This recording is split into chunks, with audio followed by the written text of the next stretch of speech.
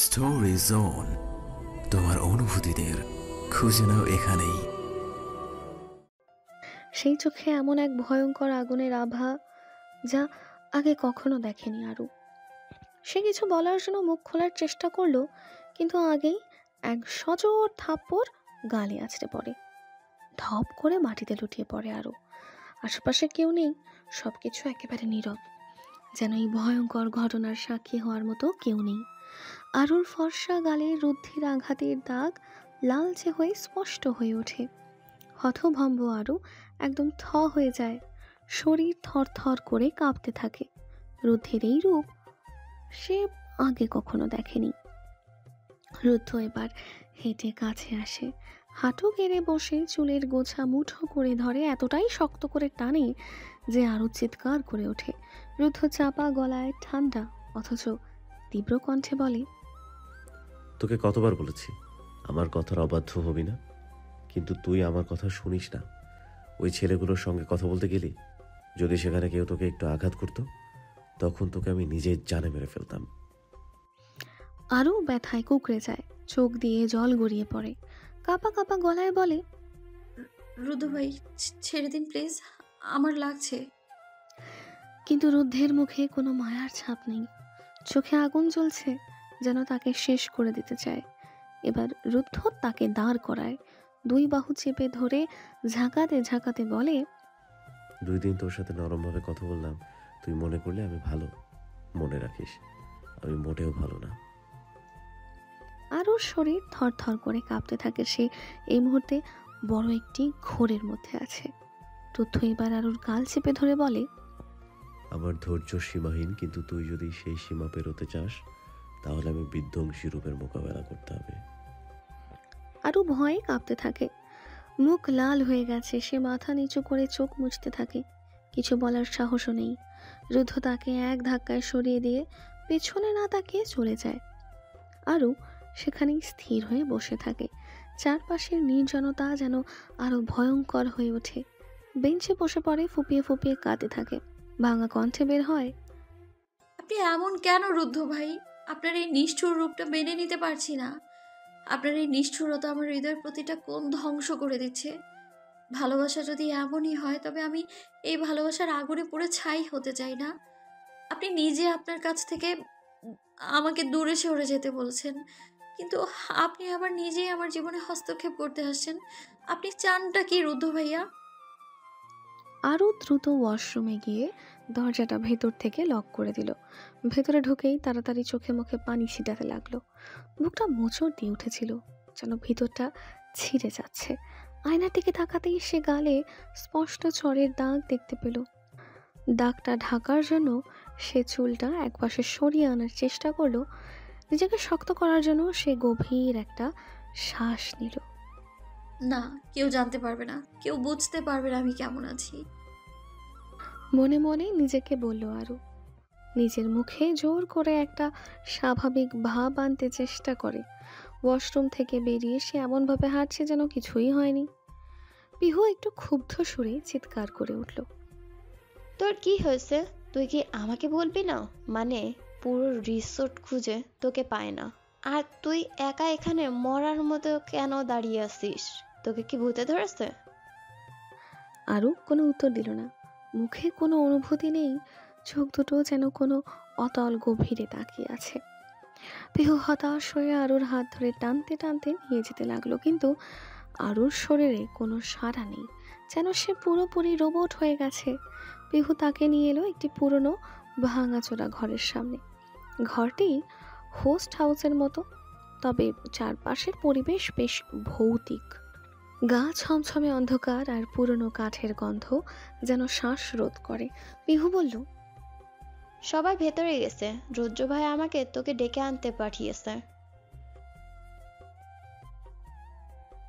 রোদ্দেহের নাম শোনা মাত্রই আরুর মুখে এক অদ্ভুত পরিবর্তন দেখা গেল। চোখগুলো বড় হয়ে গেল, যেন কোনো এক চাপা অনুভূতির বিস্ফোরণ ঘটল। সে মনে মনে বলল, রুদ্ধ ভাই আমায় ডেকেছে, কিন্তু কেন? আমি থাকি আর না থাকি তাতে কার কি আসে যায়? পিহু কিছু বলার আগেই পেছন থেকে এক গম্ভীর কণ্ঠ ভেসে এলো। কণ্ঠটি দৃঢ় ও কর্তৃত্বপূর্ণ। আমার অঢেল সময় নাই তোদের নিয়ে রাত পর্যন্ত এখানে থাকার। যতটুকু ঘুরতে চাস তাড়াতাড়ি ঘুরে নে, বাসায় ফিরতে হবে। আরও জানে কে কথা বলছে, কিন্তু সে পেছন ফিরে তাকালো না। পা স্থির, মনে হচ্ছে কোনো অদৃশ্য শিকলে বাঁধা পড়ে আছে। পিহু হাত ধরে আবারও টানলো, কিন্তু আরও চুপচাপ। মুখ থেকে একটি শব্দও বের হলো না। রুদ্ধ পাশ কাটিয়ে ঘরের ভেতরে ঢুকে গেল। হোস্ট হাউসের ভেতরটা যেন একটা শীতল শ্মশান। চারিদিকে কেমন একটা গা ছমছমে অনুভূতি। দেওয়ালের গায়ে পুরনো ধুলো মাখা পেইন্টগুলো খসে খসে পড়ছে, আর ফাটলগুলো দিয়ে মাঝে মাঝে সাপের মতো লতানো শেকড় বের হয়ে এসেছে। মেঝে ঢাকা কালচে সবুজ শ্যাওলায়, যা পিচ্ছিল এবং অন্ধকারে প্রায় অদৃশ্য। প্রতিটি পদক্ষেপে একটা অদ্ভুত শব্দ হয়, যেন নিচের মেঝেতে কেউ থেমে থেমে শ্বাস নিচ্ছে। হোস্ট হাউসের মাঝখানে ছড়ানো কিছু পুরনো আসবাবপত্র, ভাঙা টেবিল, জীর্ণ সোফা আর একটা কাঠের চেয়ার, যা দেখে মনে হয় কয়েক শতাব্দী আগের। টেবিলের ওপর বিশাল একটা ছাই রঙা খুলির পাশেই ছড়িয়ে ছিটিয়ে থাকে কিছু হার। আরও ধীরে ধীরে এগিয়ে যাচ্ছিল। প্রতিটি পদক্ষেপে গর্জন করে উঠেছিল মেঝে। পিহু আয়ানদের সাথে সামনে হেঁটে চলে গেছে। আরও আস্তে হাঁটার কারণে একা পড়ে গিয়েছে। হঠাৎ এক জায়গায় এসে পা পড়ে একটা কঙ্কালের উপর। চমকে উঠে পেছনে হটতেই কঙ্কালটা হঠাৎ হাত বাড়িয়ে দেয়। হাতটা যেন মোমের মতো জড়ানো এক ধুলোর আবরণে। আরও বুঝতে পারছিল না এটা কল্পনা নাকি বাস্তব। আতঙ্কে মুখ থেকে একটা ছোট্ট চিৎকার বেরিয়ে আসে। ঠিক তখনই পেছন থেকে একটা শক্ত হাত তাকে ধরে সামনে টেনে নেয়। হাতটা ঠান্ডা বরফের মতো। আরও সেখানেই জমে যায়। মাথাটা ধীরে ধীরে ঘুরিয়ে সেই হাতের দিকে তাকায়। হঠাৎ চোখ বড় বড় হয়ে যায়। সামনে দাঁড়িয়েছিল রুদ্ধ, যার চোখে হিংস্র দৃষ্টি। আরও মুখ খুলে কিছু বলতে যাবে, আগেই রুদ্ধ ঠান্ডা গলায় বলল, তোর মুখ থেকে যদি আরেকটা শব্দ বের হয় তাহলে তোকে এই জায়গায় ফেলে রেখে চলে যাব। আরুর চোখ বড় বড় হয়ে গেল। সে কথাটা গিলে ফেলে মনে মনে বলতে থাকলো, কত বড় বদমাইশ ডক্টর, আমাকে মেরে আবার আমাকে হুমকি দেয়। হ্যাঁ, এত কিসের অধিকার আপনার আমার উপর? এ দৃশ্য দূর থেকে দেখছিল তানহা। পুরো শরীর শক্ত হয়ে আসে, হাত মুঠিবদ্ধ হয়ে যায়। সে কণ্ঠ নিচু করে বিড়বিড় করে বলে, আচ্ছা তাই বলো, কোনো মেয়ে যদি তোমাকে ছোঁয় তাহলে তোমার গা খসে পড়ে যায়, অথচ আরিহা ছুলেই কিছু হয় না। কি এমন রহস্য লুকিয়ে রেখেছো রুদ্ধ? চোখের রাগ জল জল করছে। আরও এক কোণে মুখ গোমরা করে দাঁড়িয়েছিল একটি রক্তের লেকের কাছে। আসলে এটি রক্ত না, তরল জাতীয় কিছু একটা। তাকে এখানে দাঁড় করিয়ে রুদ্ধ বলেছিল, তুই এখান থেকে এক পাও নড়বি না। বাকিরা হোস্ট হাউসে ঘুরে ঘুরে সব কিছু দেখছিল, কিন্তু আরুর ভেতরে রাগ চেপেছিল। রুদ্ধ দূরে ফোনে কারোর সঙ্গে কথা বলায় ব্যস্ত আছে। সে চিৎকার করে রাগ প্রকাশ করতে চাইছিল, কিন্তু জানতো রুদ্ধ থাকলে সেটা সম্ভব নয়। ঠিক তখনই তানহার ঠান্ডা কণ্ঠ শোনা গেল, তুই কি দেখে রুদ্ধকে বশ করলি?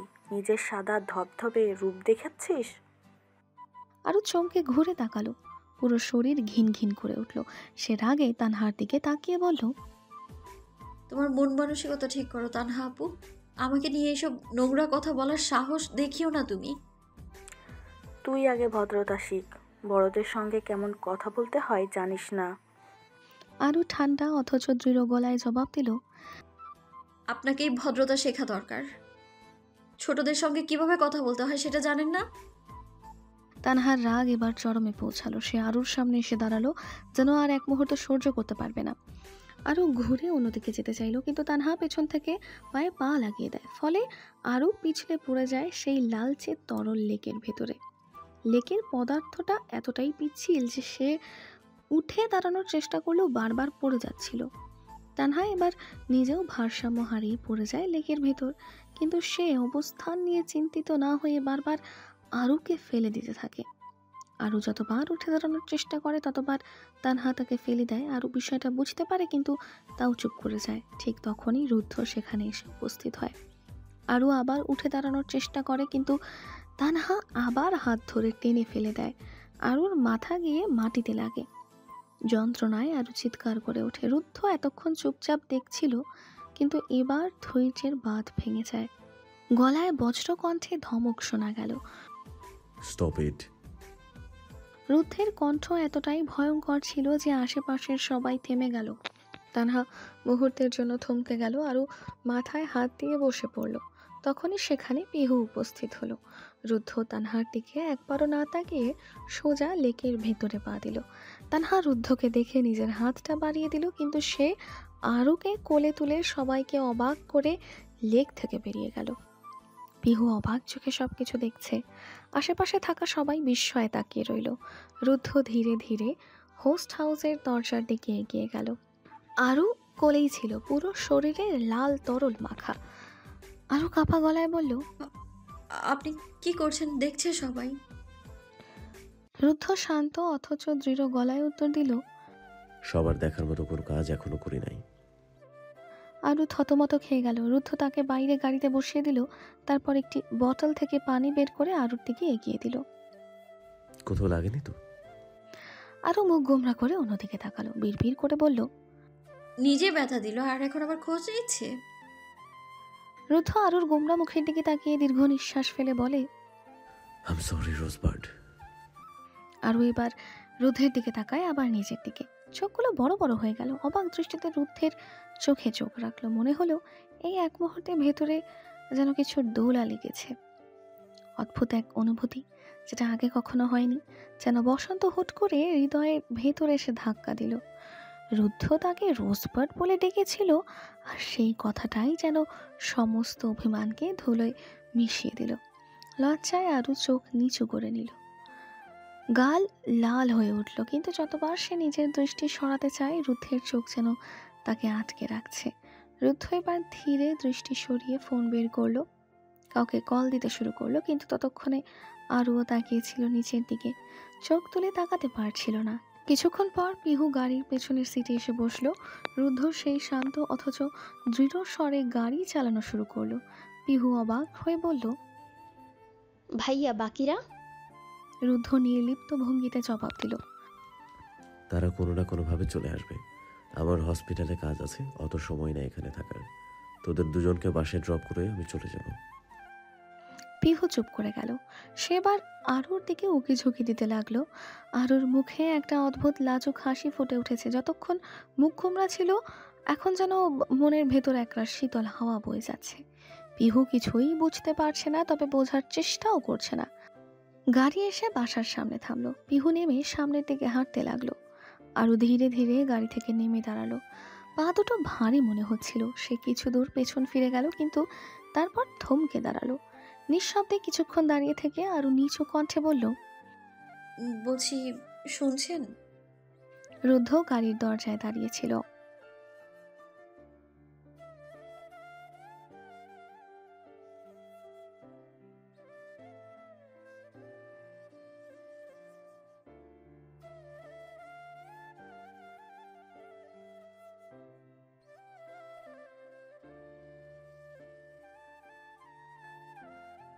শুনছি ম্যাডাম। আরু হঠাৎ করেই মাথা নিচু করে নিল। সে কিছু বলতে চেয়েছিল, কিন্তু কথা আর গলা থেকে বের হলো না। গাল আবার লাল হয়ে উঠল।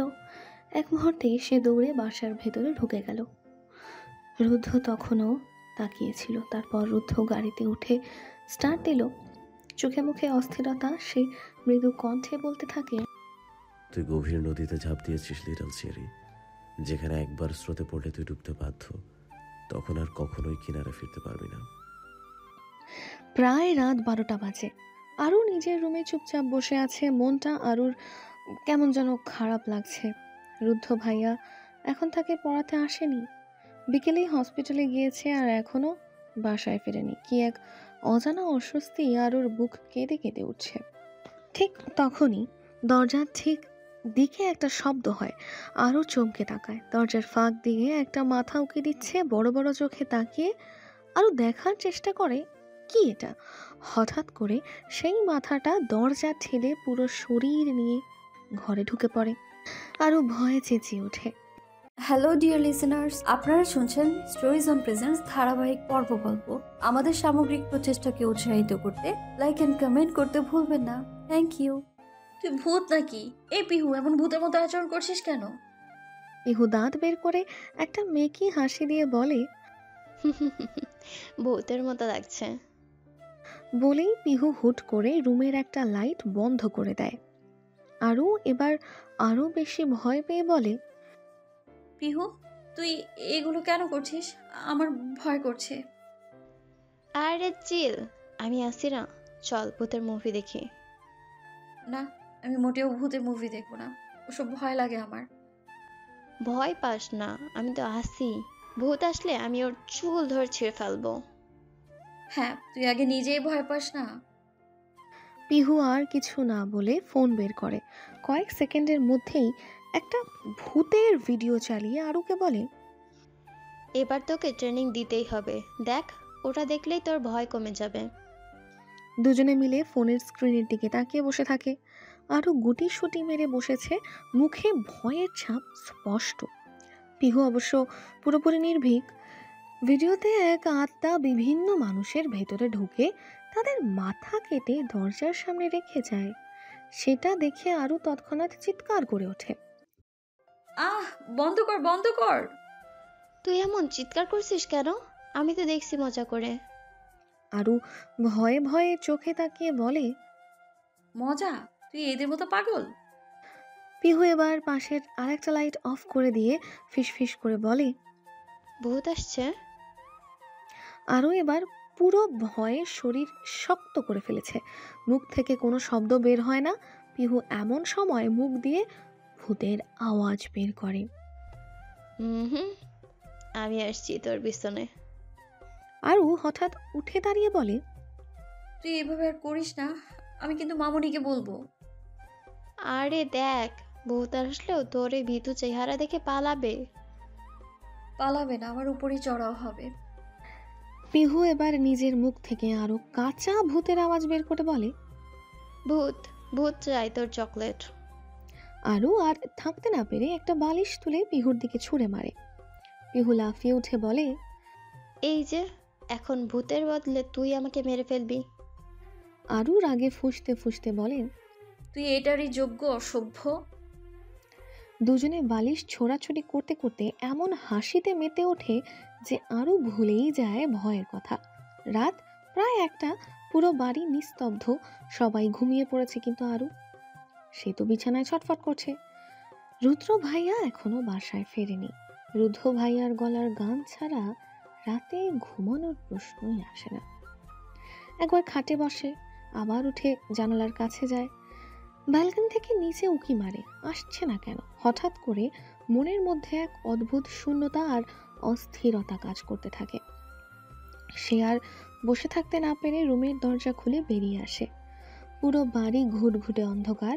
আরও একটু সাহস সঞ্চয় করে সিঁড়ি দিয়ে নিচে নামে।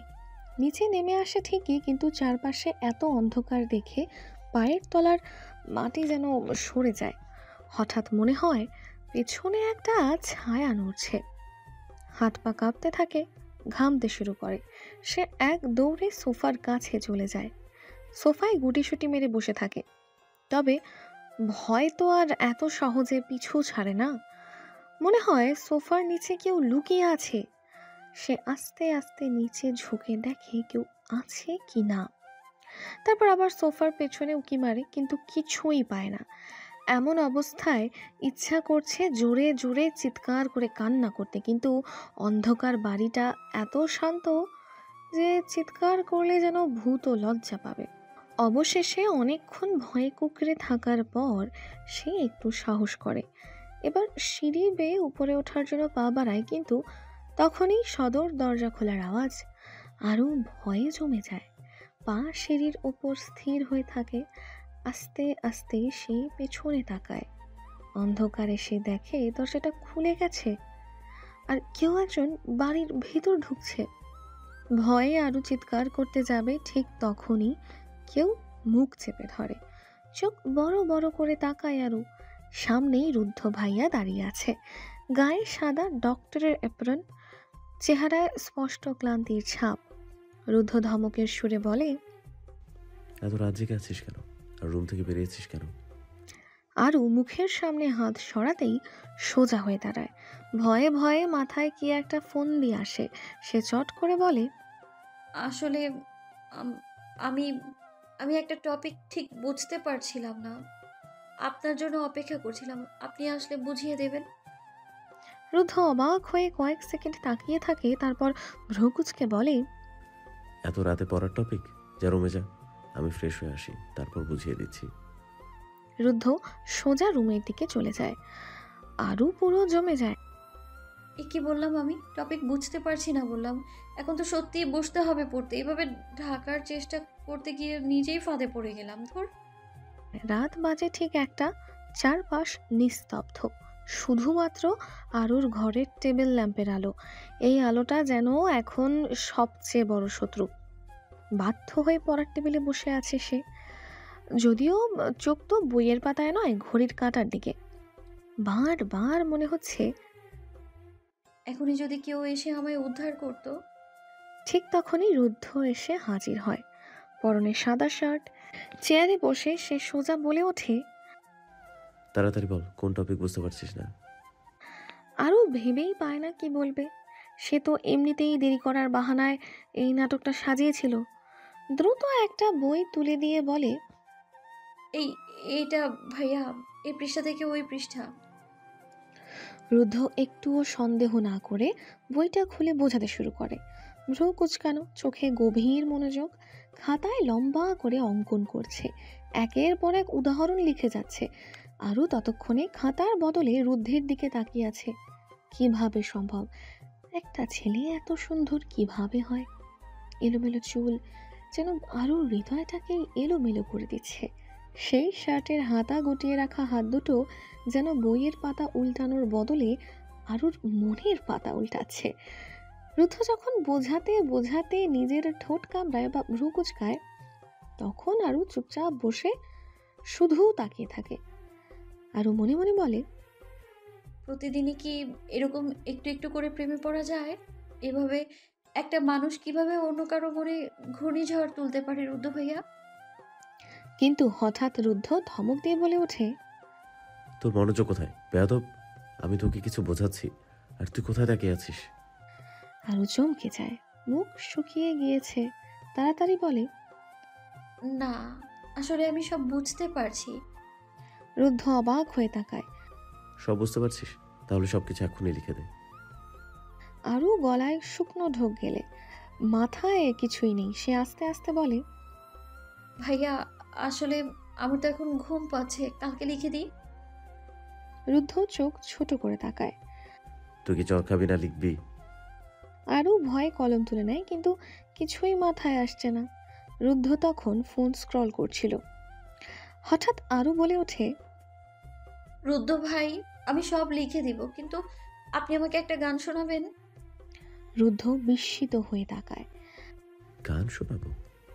আমি তোকে লাস্ট ওয়ার্নিং দিচ্ছি, তুই যদি মেডিকেলে চান্স না পাস, আমি তোকে রিক্সাওয়ালা মামার সঙ্গে বিয়ে দিয়ে দেবো। আরুর চোখ বড় বড় হয়ে যায়। মনে মনে বলে, আমার কি দোষ? আমি কেন রিক্সাওয়ালা মামার সঙ্গে বিয়ে করতে যাব? আমি তো আপনাকেই বিয়ে করব। আমার মতো মেয়ে আপনি আর পাবেনই না, গ্যারান্টি দিয়ে বলতে পারি। তবে সে মুখে কিছু বলে না, মুখ গোমরা করে পড়ায় মনোযোগ দেয়। রুদ্ধ খাতায় বোঝাতে থাকে। প্রায় রাত 2:30টার দিকে রুদ্ধ উঠে দাঁড়ায়। পড়া লেখার পালা শেষ। আরও ততক্ষণে প্রায় ঘুমিয়ে পড়েছে, কিন্তু ঠিক তখনই সে নিজের ক্লান্ত চোখে তাকিয়ে বলে, বলছি শুনছেন? রুদ্ধ দরজার দিকে হাঁটতে হাঁটতে বলে, শুনছি ম্যাডাম। আজকে রাতে গান গাইবেন না? রুদ্ধ থামে। এক মুহূর্ত নীরবতা, তারপর গম্ভীর গলায় বলে, আমার মুড নাই। এই কথায় আরুর মন ভেঙে যায়। সে নিজের চোখ থেকে ঘুম সরিয়ে তাকিয়ে থাকে। রুদ্ধ দরজা খুলে বেরিয়ে যায়। আরু বিছানায় গিয়ে শুয়ে পড়ে, কিন্তু মনটা যেন থেমে নেই। মনে মনে বলে, মুড নেই বললেন? কেন নেই? তবে আমি জানি একদিন ঠিক আপনার মুড তৈরি হবে, আর তখন আপনি শুধু আমার জন্যই গান গাইবেন। রাত তখন গভীর।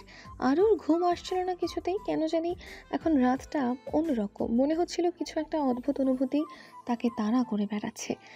এত বড় বাড়ির সব ঘর অন্ধকারে ডুবে আছে, শুধু রুমের ল্যাম্পটা জ্বলছে। সে একবার বিছানায় এদিক ওদিক গড়ায়, একবার জানালার পাশে দাঁড়িয়ে থাকে, কিন্তু কিছুতেই যেন শান্তি মিলছে না। হঠাৎ মনে পড়ে রুদ্ধের কণ্ঠ, সেই কণ্ঠের গান। আরুর মনের কোণে জমে থাকা এক টুকরো আলো যা প্রতিদিন রাতে নীরবতাকে মোহনীয় করে তোলে। কিন্তু এখন রুদ্ধ নেই। ব্যালকনিতে গিয়ে সে উকি দেয়। আকাশটা মেঘে ঢাকা, রুদ্ধের কোনো চিহ্ন নেই। কেন জানি মন ভীষণ খারাপ হয়ে যায়। মনে হয় এখন যদি রুদ্ধ না গায়, এই রাতটা অসম্পূর্ণ থেকে যাবে। মনের কোণে খেলা করা আশা যেন আস্তে আস্তে মিলিয়ে যেতে থাকে। অষ্টাদশীর কোমল হৃদয়টা ভারী হয়ে আসে। ঠিক তখনই চোখ চলে যায় বাগানের দিকে। দূরে সুইমিং পুলের পাশে লনে একটা আবছা ছায়া দেখতে পায়। প্রথমে ভয় পেয়ে যায়, মনে হয় এত রাতে বাগানে কি থাকতে পারে, কিন্তু কিছুক্ষণ পরেই বুঝতে পারে ভয়ের কিছুই নেই। কানে ভেসে আসে এক অপার্থিব সুর। গিটারের টুনটুন আওয়াজ যেন রাতের নিস্তব্ধতা ভেঙে আরুর বুকের গভীরে ঢুকে পড়ে। গানের সুরটা যেন মনের ভেতরে ঝড় তুলে দেয়। সে বুঝতে পারে রুদ্ধ বাগানে আছে। আর দেরি না করে আরু সিঁড়ি দিয়ে নিচে নেমে আসে। প্রতিটি ধাপে চুল দুলতে থাকে, বাতাস যেন চুলে হাত বুলিয়ে দিচ্ছে। হৃদয় ধুকপুক করছে, যেন এই সুর মনের প্রতিটি কোণ আলো করে দিয়েছে। সে এক দৌড়ে সুইমিং পুলের কাছে চলে আসে। যেখানে পৌঁছে চোখে পড়ে সুইমিং পুলের লাল নীল আর সবুজ পাতিতে রুদ্ধের মুখ স্পষ্ট হয়ে উঠেছে। হাতে ধরা গিটার চাঁদের আলো পড়ে চুলে এক অদ্ভুত মায়াবী আভা তৈরি করেছে। রুদ্ধ তখনও গিটারের তারে আঙুল চালিয়ে যাচ্ছে।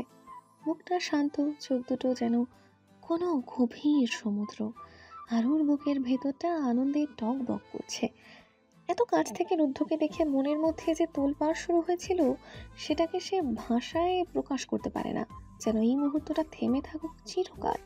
রুদ্ধ এবার চোখ তুলে আরুর দিকে তাকায়। সেই শীতল অথচ গভীর দৃষ্টি। আরুর সমস্ত শরীরটা কাঁপতে থাকে। সে বুঝতে পারে না এটা ভয়, উত্তেজনা নাকি অন্য কিছু। ধীরে ধীরে সে রুদ্ধের কাছে এগিয়ে যায়। নিজের অজান্তেই হাঁটু গেড়ে রুদ্ধের পাশে বসে পড়ে। চাঁদের আলোয় বাগানের প্রতিটি পাতার ছায়া যেন মিশে গিয়েছে রুদ্ধের সুরের সঙ্গে। সে গিটারের তারে একবার আঙুল বুলিয়ে আবার থামে। চারপাশ নীরব, শুধু দুই হৃদয়ের স্পন্দন। আরুর মনে হয় এই মুহূর্তে পৃথিবীর সব শব্দ থেমে গেছে। রুদ্ধের চোখে সে একটা নীরব ডাক দেখতে পায়, যেন রুদ্ধের সুরের মায়ায় বাধা পড়ে গেছে সে। রুদ্ধ আস্তে আস্তে বলে ওঠে, তুই তো ঘুমিয়েছিলি না এত রাতে এখানে? আরও কিছু বলতে চায়, কিন্তু গলা দিয়ে শব্দ বের হয় না। রুদ্ধের চোখে চোখ রেখে বলে, একটা গান শোনাবেন রুদ্র ভাইয়া? অষ্টাদশীর সেই দৃষ্টিতে ছিল এমন এক আকর্ষণ যা সময়ের সব ঘড়িকে থামিয়ে দেয়। রুদ্ধের বুকের ভেতর যেন ঝড় ওঠে। এই আবেগ কে অপেক্ষা করতে পারে? রুদ্ধ আর কিছু বলে না। সে আবার গিটারের তারে আঙুল বুলিয়ে সুর তুলতে থাকে। অষ্টাদশীর চোখের দিকে তাকিয়ে ঠোঁট নাড়িয়ে গানের সুর তোলে।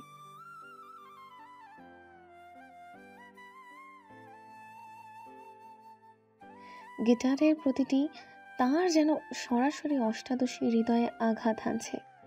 এই সুরে মিশে প্রতিটি আবেগ হৃদয়কে কাঁপিয়ে তুলছে, যেন প্রতিটি সুর মনের অজানা কোনো গহীনে ঢেউ তুলছে। সুরের প্রতিটি ঝংকার যেন অষ্টাদশীর হৃদয়ে গভীরভাবে ছুঁয়ে যাচ্ছে। মনে হচ্ছে সেই সুরের প্রতিটি শব্দ শুধু আরুর জন্যই বাজছে, প্রতিটি অনুভূতির প্রতিধ্বনি হয়ে ফিরে আসছে। আরও সেই সুরে ডুবে যায়। মনে হয় এই রাত, এই সুর আর এই চাঁদের আলো যেন কেবল তাদের জন্যই তৈরি। যেন রাতের নীরবতায় দুই হৃদয় একসঙ্গে একটি সন্ধি এঁকে নিয়েছে, যেখানে ভাষার কোনো প্রয়োজন নেই, শুধু অনুভূতিই যথেষ্ট। রুদ্ধ স্থির দৃষ্টিতে আরুর দিকে তাকায়। হ্যালো ডিয়ার লিসেনার্স, আপনারা শুনছেন স্টোরিজ অন প্রেজেন্স ধারাবাহিক পর্ব গল্প। আমাদের সামগ্রিক প্রচেষ্টাকে উৎসাহিত করতে লাইক অ্যান্ড কমেন্ট করতে ভুলবেন না। Thank you.